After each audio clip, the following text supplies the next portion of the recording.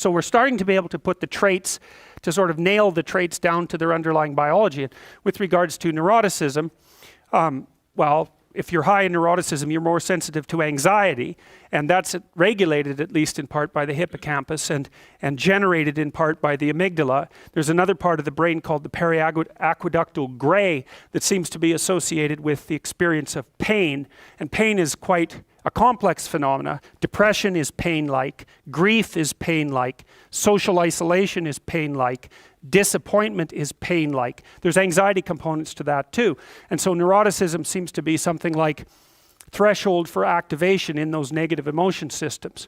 So if you're higher in neuroticism, 1 unit of uncertainty might produce, let's say, 3 units of psychophysiological response, whereas if you're lower in neuroticism, 1 unit of uncertainty might produce 1 unit of psychophysiological response.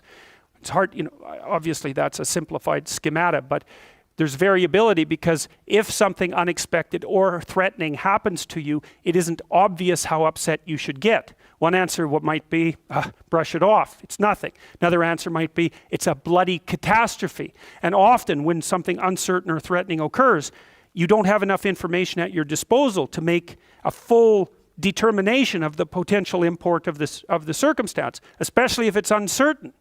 And so then you have to guess at how upset you should be and where you are on the normal distribution with regards to trait neuroticism, say, that sort of determines what your guess on average is going to be. So, the other, with conscientiousness, say, you might say, well, how hard should you work?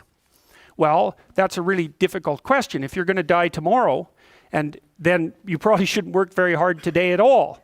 So one thing you might say is that the degree to which you should work hard is dependent on your assumptions about the stability of the future. We actually know this to be true because if you put people in wildly uncertain circumstances, they discount the future, which is exactly what you should do, right? It only makes sense to store up goods for future consumption if the future is likely to be very similar to the past and the present. You need a stable society for that.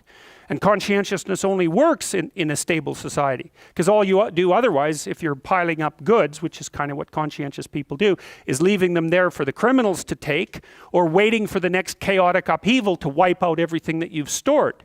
And so even conscientiousness is a kind of guess.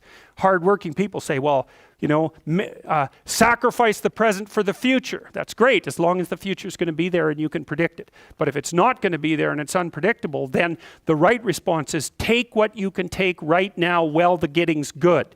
Now, obviously there are troubles with that too, and I'm speaking, I'm offering rough rules of thumb, but I'm trying to provide you with some indication of how and why these difference in value structures exist, because they're applicable in different environments.